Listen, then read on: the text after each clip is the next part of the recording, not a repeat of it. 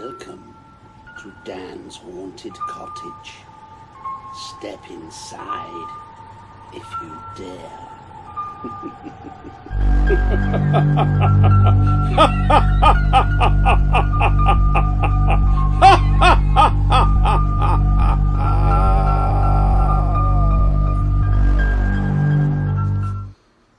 Good morning, everybody, and welcome to Dan's Haunted Cottage.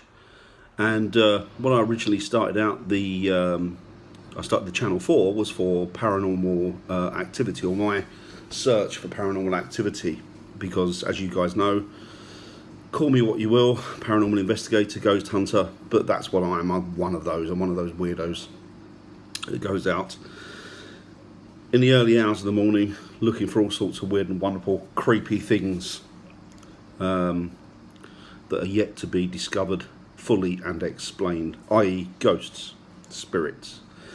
So today what I'm doing is I'm preparing for my next adventure, my next ghost hunt.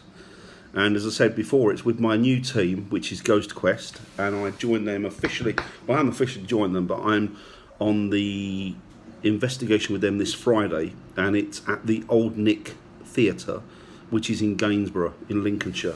Now, I've done this venue a couple of times and it's always proved positive. There's always been good results that have been had there. We picked up EVPs. When we used the ghost box, we got direct requests, even my name, personal things it had said. So about me and about other people that were at the investigation, other investigators. So that's good. So we know that it's active. We know that there is something going on there. Obviously, we don't know quite what, but call them what you will, ghosts, spirits, whatever you want to call them, entities. We know there's some form of activity there. There's something definitely unusual going on there in that manner. So what I've decided to do, normally when I go on a ghost hunt, it's like a circus. I bring tons and tons, I take tons and tons of stuff with me. And do you know what, 95%, even more than that, I don't really use. In fact, a lot of it I don't use over most investigations. I mean, I do keep quite a wide range of equipment now, because obviously due to different forms of activity, I can use different pieces of equipment that are designed to pick up on those pieces of activity, those different pieces of activity. It's a variation. So I do that. Fox is here now. TV's saying bye-bye. Oh, okay, TV's saying bye-bye. All right, go in there and I'll be in a second, darling. I'll be in a second. Apparently the TV's saying bye-bye. I think he's turning off. He's not happy about it. Anyway, I'll sort that out for him in a bit. But what I wanted to do is I wanted to give you a rundown. Yeah, as I say, I've got loads of equipment. Most of it I don't use. Probably some of it I could quite happily move on and get rid of. But I'm just going to keep the basic stuff with me. And this is the stuff that I've learned that over all the years that I've been doing it, is the stuff that you're going to... If you're going to get activity and evidence, or you're going to get evidence of activity, then this is the stuff that you're going to get it on. So I just wanted to show you. So this, as you guys know, this is an original Radio Shack ghost box. And these guys are they're like gold dust. In actual fact, they're harder to find than rocking horse poo, as it were. These are considered to be amongst the best. I know you have PSB 7s and PSB 11s, both of which I've used. The PSB 11, no, I think it's a gimmick really.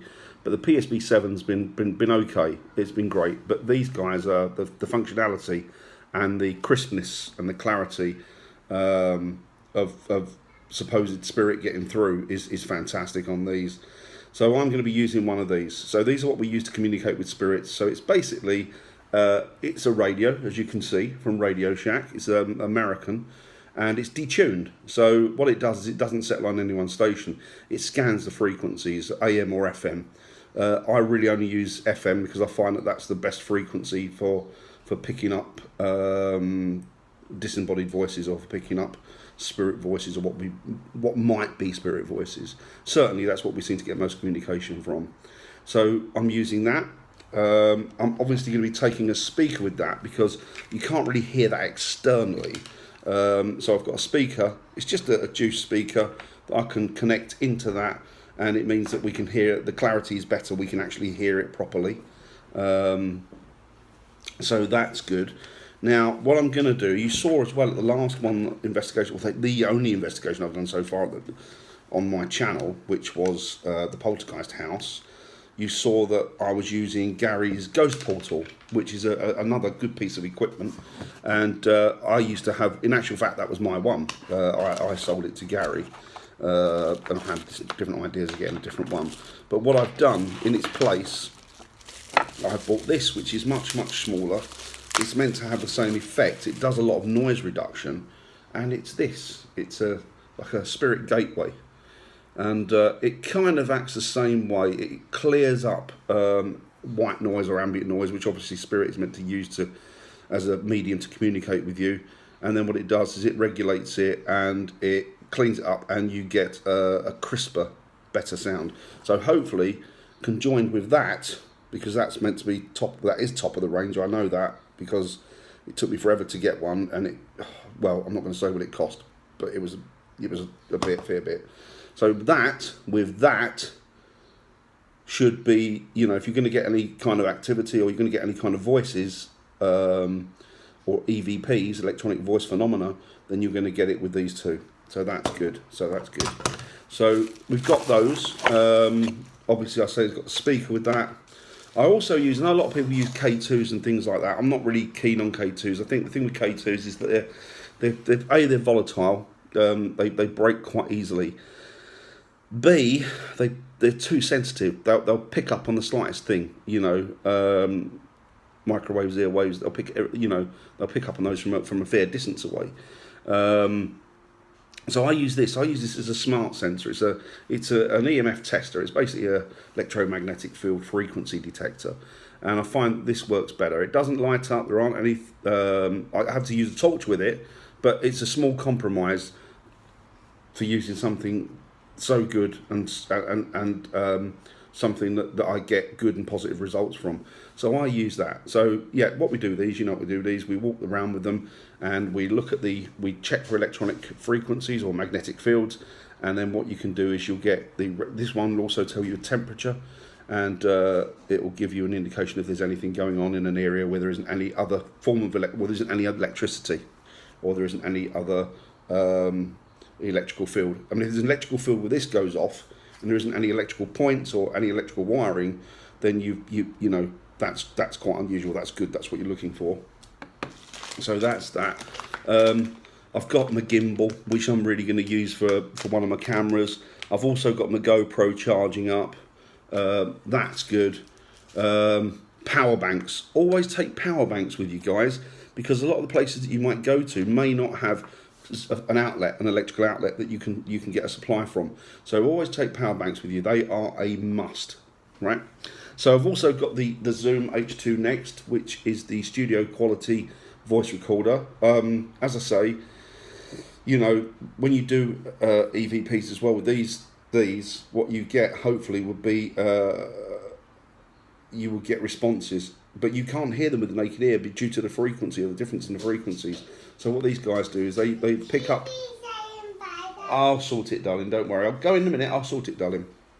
So what these guys do, you just you ask a question, play them on record, and then once you've asked a set of questions, you always leave about 10 to 15 seconds between each question. Does it? I'll be in a second. Give me a second. What a palaver. I've gone in there. Absolutely nothing wrong with the TV. It's working fine. I think he's just getting me on the wind up, to be honest. So where was I? Yes. So I was using got the H2 Next for electronic voice phenomena. And these are the ones, as I say, that you ask a question, leave 10 to 15 seconds, because we don't know we don't know what frequency they're working on, and we don't know a time delay, as it were. We believe there's possibly, or there could be, a time delay between responses and questions asked. So leave it here 10 to 15 seconds. If you keep asking questions, bullet after bullet after bullet after bullet, what happens is they all pile up, and then you get answers to questions, or you get words on the voice recorder when you play it back, and they might not be relevant to particular questions because they just gets mixed up. So you leave a good period of time in between each question, and that then gives you a chance to say, you can then work out whether a specific answer is for a specific question rather than just a whole jumble. So this is a must as well. I mean, you know what, you can get away with using your phone as well on an investigation. That does pretty good. And you can also use a cheaper voice recorder. Some of those are really good as well. So, you know, you don't have to go out and rush out and buy this equipment straight away. It's not something you need to do. You can do it with the basic equipment.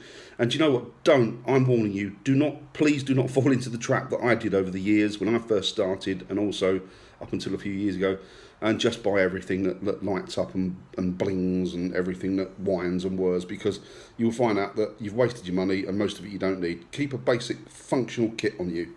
And it's easier to travel with as well. So we've got all of those. Where are we now? I'm trying to think, what have I done with it? Right, bear with me a second. Oh, I'll tell you what, I'm charging it up at the moment, that's right. I've also got, which I will show you in a while, I've also got an infrared camera. It's an 8-man, and I bought it off a friend of mine called Damon. And he has a YouTube channel called Nina the Ambulance Camper, and he started to produce some of this equipment now, and the one that he's got, and he's got them on the market, they're fantastic. They're the best one I've used, to be honest with you. The clarity of the sound and the audio is just second to none.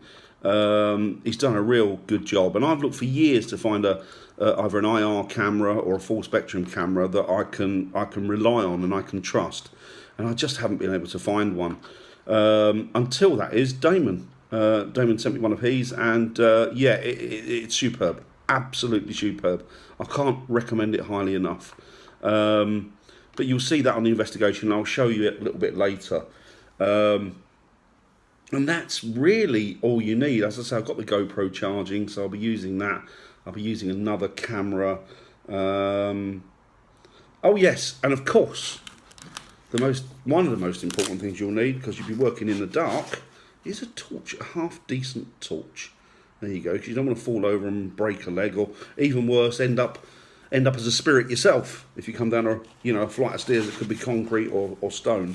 So just make sure you take a torch with you at all times, and that's really what you need. I mean, you know, there are other pieces of equipment out there that are pretty good, but I don't buy now until it's been tested. I do use a skeletal tracker, which is it's a camera that picks up what it does. It will track the outline of the person's body by making up a skeletal form, and then what it does is if any spirits or any energies come into the area where you are, then it will also pick them up.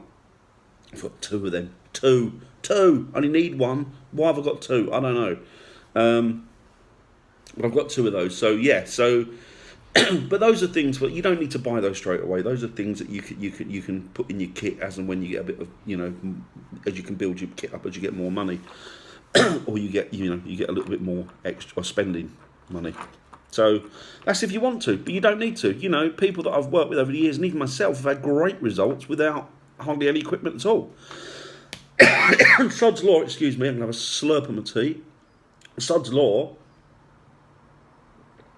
if you're going to get any activity, like a friend of mine, Ben, who's actually in charge of the Ghost Quest, it's his baby, he was saying the other day that he saw what he believes to be a spirit. It was a shadow person past the front of his car when he parked up, walked round the back and then come forward. He'd seen excuse me, he'd seen a shadow person pass the front of his car. Guess what? This is a man that does investigations for a hobby and a living, and you know, it's his passion, it's his love, and he didn't have any equipment with him. And this is the man that's got a production company as well. So unfortunately for Ben, he didn't get it. But that's the kind of thing that happens. So, you know, you carry small and a basic kit with you, and it's better because you can always have bits to hand. And that's really it, really. So yeah, so that's the kit. As I say, we're off to Lincolnshire, or I'm off to Lincolnshire with the team. They're already up there because they live up there, most of them. To do the Old Nick Theatre, as I've done it a few times. It's a good venue, and we'll see what we can pick up or what we can possibly hear an audio there. So yeah, speak to you later, guys. Take it easy. Bye now. Right, guys. Just before I put my kit away, I just wanted to show you this. I was talking about earlier.